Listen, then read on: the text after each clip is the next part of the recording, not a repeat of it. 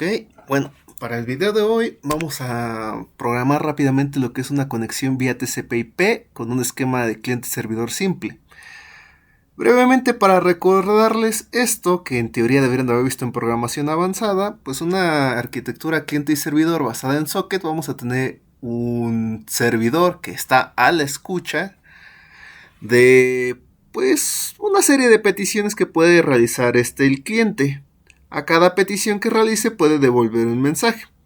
Ahora, la comunicación vía TCP/IP no es exclusiva de la Vue, de hecho se puede implementar en una gran cantidad de lenguajes y en la gran mayoría de ellos vamos a encontrar métodos comunes como son el socket, connect para establecer la conexión, bind que sirve para delimitar el puente. Recordándoles que para establecer una conexión vía TCP/IP lo más importante es delimitar cuáles son los puertos accesibles y a quién es quién representa la entidad que nos va a responder el mensaje, en este caso el servidor, y para lo cual requerimos pues su IP. Métodos de enviar, recibir, lo mismo. Muy importante, el listen es un método con el cual uno puede distinguir rápidamente quién es el servidor, porque el servidor es el que tiene que estar a la escucha de nuevas solicitudes. Finalmente, pues cuestiones como aceptar la comunicación y, como en muchos protocolos de comunicación, se debe de cerrar de manera correcta. A grandes rasgos, de hecho me voy a saltar a la siguiente diapositiva de una vez. Este es su diagrama de flujo. Tenemos un servidor que básicamente es el que establece todo el medio, un socket que lo único que necesita saber es la IP para enviársela, el servidor ya delimita quién puede y por dónde puede enviar mensajes, y simplemente vamos a entrar en un bucle infinito de leo, escribo, leo, escribo, leo, escribo, y cada uno se puede cerrar independientemente, aunque bueno, casi siempre dependiendo del esquema o el lugar donde lo implementen, uno fuerza el cierre del otro. Ahora, no es forzoso, y vuelvo a repetir, que sea esto implementado en la Vue, pero se puede implementar en un montón de lugares, ¿no? Python, C++, Java, C Sharp, Perl. Entonces, ¿cómo nos podemos darnos cuenta de quién es quién? Pues rápidamente podemos analizar, por ejemplo, aquí dice claramente que tiene la atadura, tiene la escucha, entonces aunque yo no supiera Python, automáticamente sabiendo que este es el que va a escuchar, puedo determinar que este código de aquí representa lo que vendría a ser el servidor, mientras que el cliente pues simplemente establece el puerto, el host básicamente es la IP que delimita el servidor, aquí lo tienen, y pues ya simplemente con todo esto podemos estar enviando, ¿no? Este por ejemplo es un programa en Perl, nuevamente aquí podemos ver, podemos analizar aquí. Bueno, igual tenemos unos puertos, el tipo de protocolo. Localhost es una palabra reservada que usualmente se hace referencia a la propia IP. Algunas instrucciones dice si se puede abrir o no, etcétera, ¿no? Y finalmente nuestro esquema que vamos a implementar a continuación, que es el del APIO. Tenemos una dirección, tenemos un puerto, que básicamente va a ser el cliente porque trata de conectarse a esta dirección. Y en el caso del servidor, aquí tiene esta bonita orejita que implica que está a la escucha.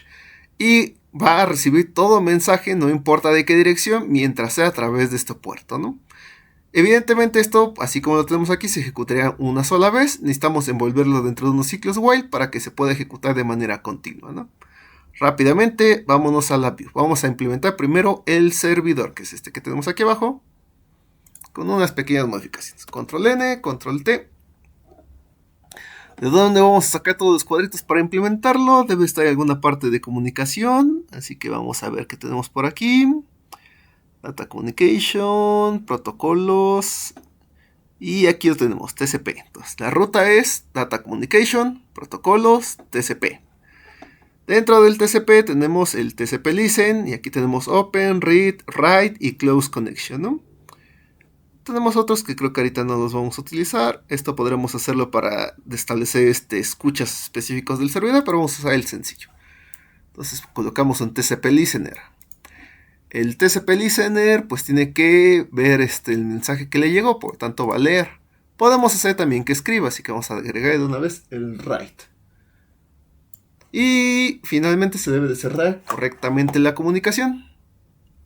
Vamos a empezar a agregar esos elementos. Primero el puerto, clic derecho donde dice port y vamos a crearle un control. Ahí está. El puerto pues, puede ser cualquier número, sugerencia, números grandes arriba del 8000, porque entre más abajo estemos para el sistema operativo puede que sean puertos reservados para alguna cuestión de sistema. Entonces 8081 es un puerto típico que casi siempre debe estar libre. Tiempo de espera, vamos a poner lo que por cualquier cuestión se cierre dentro de 60.000, o sea, vamos a dar un tiempo de un minuto por si ocurre alguna falla, que no logre establecer la conexión correctamente. Y ya simplemente, bueno, faltan varios detallitos, pero vamos a conectarlo uno después de otro. Pueden, Connection ID, Cluster contra cluster, que son los cluster de error. Cluster de error, Connection ID. Listo, ¿no? Lo bonito de LabVIEW, que básicamente cuando ya son funciones prefabricadas, todas están acomodadas en un bonito orden, para que se puedan poner una después de otra. Bytes to read. Ok, hay que indicarle cuántos bytes vamos a leer y bueno, cuando me pasa la parte del cliente vamos a delimitarla ahí para que escriba exactamente dicha cantidad. De momento vamos a dejarlo en 6 y por aquí debe tener un dataout, es de tipo string, vamos a crearle un indicador.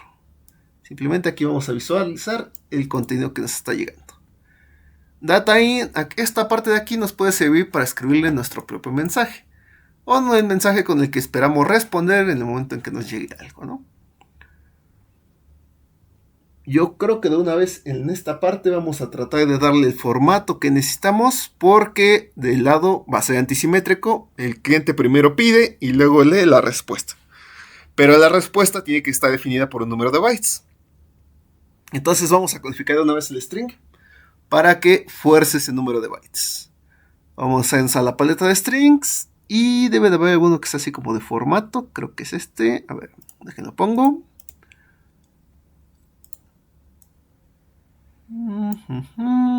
Formato string, entrada, tipo de dato, ok. Sí, creo que este es el que nos va a servir. Se llama format into string, aquí está. Y en el formato de string recibe un tipo de composición basado en lenguaje C. Vamos a ponerle una constante que va a ser que el tipo de dato, vamos a enviar un número, por ejemplo. Puede enviar o puede empezar con negativos y puede estar en de 6 caracteres incluyendo el menos, porque si escribiéramos menos 50 pues nos rellenaría con vacíos para rellenar, pero si no también podemos enviar texto, ¿no? Queda todo terreno, lo importante es que ese 6.6, me falta una S que es de string, fuerce el tipo de formato. ¿Qué es lo que vamos a enviar? Pues vamos a crearle un control de tipo string.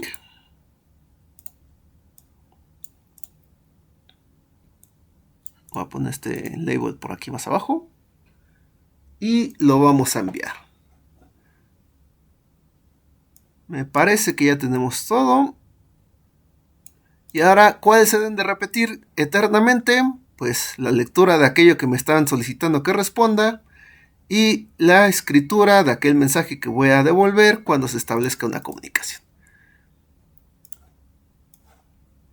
Envolvemos todo dentro de un while. Le creamos su control aquí. Y ahora vamos a hacer uso de polimorfismo. Ya se habrán dado cuenta que, por ejemplo, en el formato de arreglos, cuando utilizo un index array, si le llega un arreglo bidimensional, crece el cuadrito. De la misma manera, hay algunas operaciones que permiten trabajar con distintos tipos de datos.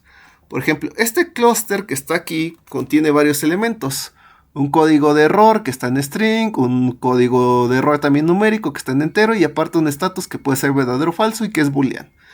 Eso quiere decir que si ocurre un error yo quisiera que se detuviera el BI. Podría extraer el booleano con un bundle y luego aplicarle una OR. O también podría conectar de manera directa a la OR y dejar que LabVIEW resuelva el tipo de dato. Entonces conecto mi stop, el clúster y botón de paro, ¿no? Recuerden que una de las cuestiones de LabVIEW es que a veces es intuitivo y es más que nada estar explorando las funciones, cómo se comportan, qué tipo de dato puedo conectar, qué tipo de dato no puedo conectar. Esto ya es más avanzado, lo suelo utilizar en señales, pero por ejemplo en la serie de transformadas, aquí está, La transformada de Fourier, cuando se aplicó a las imágenes, normalmente espera un arreglo unidimensional, pero si yo quisiera aplicárselo a una imagen que es un arreglo bidimensional, puedo conectarle sin problemas aquí, y es algo que pues, no me dice directamente el arreglo. De hecho aquí dice un D-array, pero quien lo programó lo tiene codificado para trabajar con distintos tipos, ¿no? Lo que programación orientada a objetos deberían de haber conocido como un equivalente de lo que era sobrecarga. Tópicos aparte, simplemente vamos a agregarle un wait, con 100 milisegundos. ¿Por qué le ponemos ese wait? Recuerden que LabVIEW, si no tiene un wait, trabaja a la máxima velocidad que sea posible, y eso va a generar problemas de estabilidad. Y también por propia seguridad, cuando se envían demasiados mensajes, considera que están haciendo algo que no se debería de hacer. Entonces le rompe se detiene el BI por un código de error de exceso de mensajes. Entonces, para que no sea un exceso, vamos a decirle que se espere 100 milisegundos entre mensaje y mensaje. Y vamos a agrandar esto un poquito. Listo, entonces aquí es el mensaje que yo puedo escribir cuando me llegue algo. Y aquí es la data que me están informando. No hace falta nada más. File, save. Y vamos a guardar este como... ya lo he hecho tantas veces que no sé ni cuántas versiones tengo. Nueva carpeta. Ahí está, le pone el nombre que quiera, ¿no? Para hacer TCP/IP, cliente servidor. Y al BI le voy a poner server. Listo. Ahora, ¿qué nos falta? Pues vamos a crear el cliente. Control N, Control T.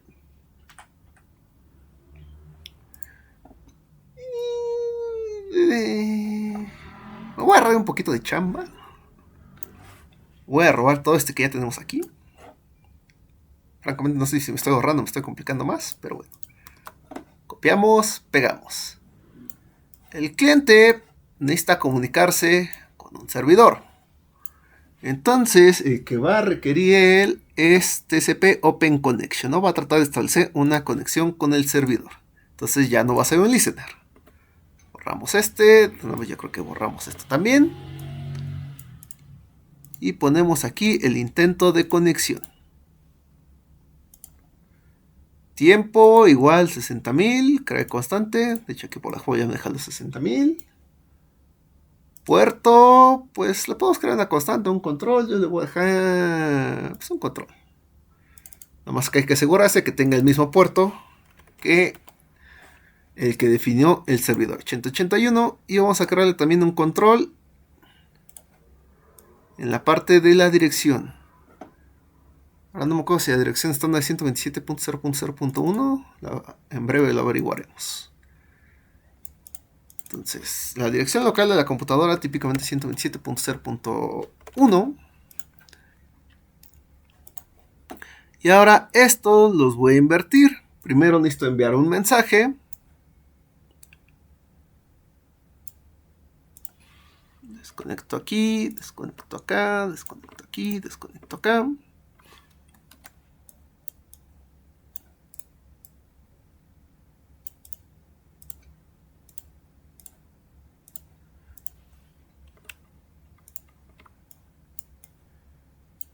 Y una vez que ya he enviado mensajes, pero la respuesta del servidor, ¿no? Y en base a eso, sigo en mi ciclo infinito.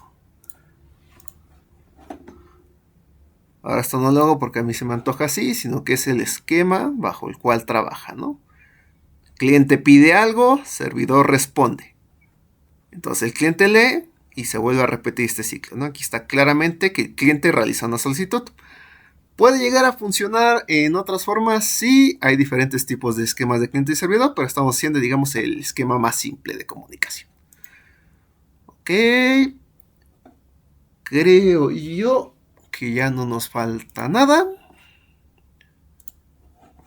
Y pues simplemente vamos a darle guardar, save,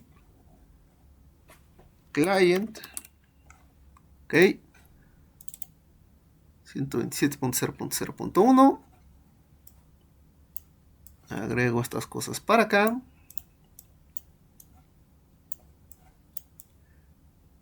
Y entonces, file, save. voy a tratar de ejecutar. Muy importante, el servidor siempre tiene que ser el primero en ejecutarse, porque si no están pidiendo una demanda a algo que todavía no está activo, ¿no?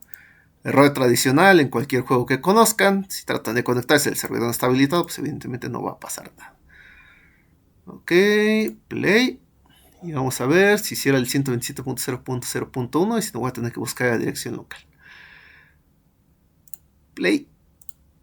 Probamos. Hola. Doy clic acá. Y ya se escribió hola por el lado del servidor. Respondemos. XD y apareció XD por acá, ¿no?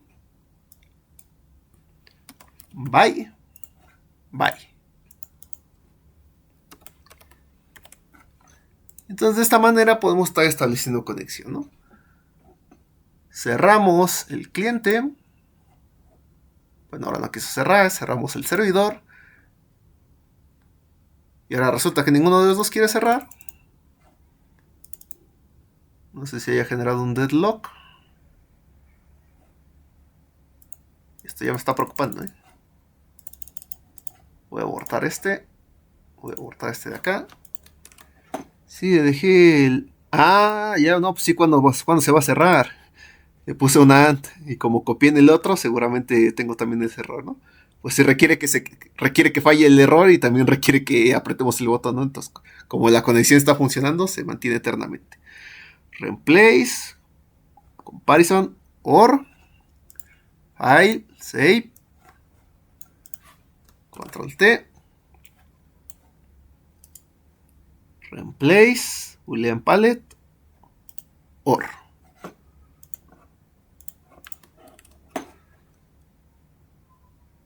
Listo. Entonces ahora sí tenemos cliente. ¿Dónde está el servidor? Aquí está. Aquí tenemos servidor. Arrancamos primero servidor. Arrancamos cliente. Escribimos otra cosa más para verificar que siga funcionando. Se refleja en el otro lado. Y ahora sí, apago el cliente. Y automáticamente el servidor considera que se desconectó algo y nos va a mandar este pequeño error, ¿no?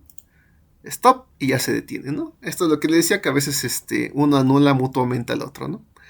Ahora, si quisieran ustedes, por ejemplo, conectarse a algún dispositivo mediante TCP/IP que disponga de conexión, les voy a regalar este pequeño codiguito. Yo creo que les voy a poner una liga o algo, no sé si YouTube me vaya a dejar ponerlo así tal cual. Pero por ejemplo, en este caso es con un ESP32. ¿Qué se tiene que hacer? Muy importante. Ahorita yo utilicé la IP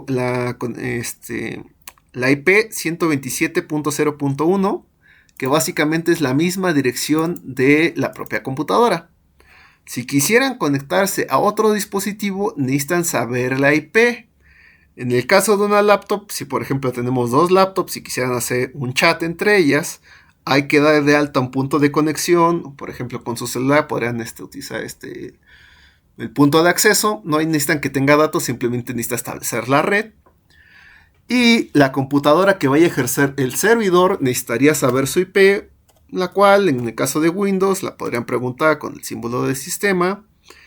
Y creo que es ipconfig. Y normalmente la IPv4 sería la que necesitarían poner del lado del cliente, porque el cliente es el que va a estar gritando mensajes al servidor. Entonces, esta es la dirección del servidor, pero se le anota al BI del cliente. ¿Ok? Ahora, volviendo al programita, en este caso yo lo implementé con un ESP32. Creo que también se puede hacer con un Arduino R4, que es la versión con Wi-Fi, pero no lo he probado. En el caso del ESP32 está bastante bien comentado. Entonces yo creo que ahí lo pueden revisar tranquilamente. Y aquí por ejemplo el Wi-Fi server, simplemente aquí ya sabemos que el ESP va a trabajar como un servidor. ¿Por qué eso es así? Porque el API podremos estar apagando, prendiendo. Normalmente puede ser, no sé, un equipo de una persona. Y se espera que aquello que tiene el micro pues esté permanentemente conectado a las 24 horas del día. Entonces es el que me debe dar información si es que yo le solicito algo, ¿no? Al igual, volvemos a lo mismo, esquema de videojuego. No sabemos cuándo se van a conectar jugadores, pero la cosa tiene que estar ahí todo el día. Entonces, en este caso, simbolizando el servidor, el ESP pues requiere conectarse a algo, que va a ser a red de su celular. Aquí está el nombre de la red. Van a tener alguna suerte de contraseña. Tiene un montón de serial print lines que básicamente es para informarle que si hubo alguna suerte de error y que verifique las causas, ¿no? Una vez que se haya establecido, vamos a ver que, por ejemplo, aquí les dice, ¿no? El servidor está iniciado para el puerto tal. Y muy importante aquí, ¿no? Les dice, la IP local que va a tener su ES32 va a ser la siguiente. Entonces, este mensajito de aquí les va a decir cuál es la IP que deben de colocar en el instrumento virtual de LabVIEW. Más adelante, pues otra serie de cuestiones de seguridad. ¿Y qué es lo que va a hacer este? Pues simplemente si le llega un 1, va a prender el LED del pin 2, que en el caso del F32 versión de 30 pins es el LED por default, pues se va a encender un LED. Si le envían cualquier otro mensaje, se va a apagar. Ahora, adicionalmente, el F32 para garantizar que recibió el mensaje, independientemente si prendo o no el LED, les va a devolver el mensaje. Dato importante, aquí por ejemplo estoy rellenando con caracteres vacíos hasta que sea del tamaño de 15 la respuesta. Que hay que modificar, pues su cliente tendría que tener aquí un 15, que son los datos a recibir. Mientras que en la dirección, repito, tendría que ser la dirección que les muestre en el puerto serial. Recuerden que tiene el serial monitor para poder visualizar la respuesta. Ahora, por lograr enlazarme este codiguito, no les daría un punto. Pero si alguien ocupa un puntito extra, de parcial, no de final, de parcial, pues podría hacerme una pequeña modificación de esto para que, por ejemplo, LabVIEW le envíe, no sé, vamos a pensarlo a 4 LEDs, los números del 0 al 15 y ver su representación en booleana, ¿no? Ya saben que si llega un 7, pues por ejemplo prende el primer LED apagado y luego 3 LEDs encendidos, ¿no? Que sería el 7 booleano. Entonces, con eso cerramos el video. Y pues ya en su momento, si cursan, por ejemplo, instrumentación virtual aplicada conmigo, lo tradicional que hago, lo que les pido es que utilicen este protocolo con otra serie de cuestiones ahí que yo le agrego para que podamos estar monitoreando un carrito, ¿no? A distancia, ¿no? Teleoperar. De todos modos, este protocolo también les puede ser útil para otro tipo de cuestiones, o más que nada, pues simplemente tómenlo como algo cultural para familiarizarse, ¿no? Hoy en día, por ejemplo, ya muchos PLCs y mucha tecnología IoT depende de este tipo de esquemitas. Entonces, simplemente recuerden, con que tengan el puerto y la dirección IP, pueden enlazarse, ¿no? Dato curioso, tengo un compañero que pues está probando direcciones, puertos aleatoriamente. Con un barrido desconfiguró sin querer una fotocopiadora en una empresa. Entonces, sí hay que tener cuidado con ese 8081, ¿no? Por eso yo les recomiendo números altos, arriba de 8000 de preferencia, si no tendrán que investigar cuáles son los puertos que normalmente se encuentran abiertos. Eso también, por cuestiones de cultura general, pues por ejemplo la gente que maneja Linux, hay distribuciones que permiten mapear puertos abiertos y buscar vulnerabilidades, y cuestiones como drones o algunos esquemas de sistemas que tienen comunicación remota, tiene la mala práctica de dejarlos abiertos. Entonces cualquiera que logre conectarse, pues ya se apoderó del sistema. Listo, cerramos.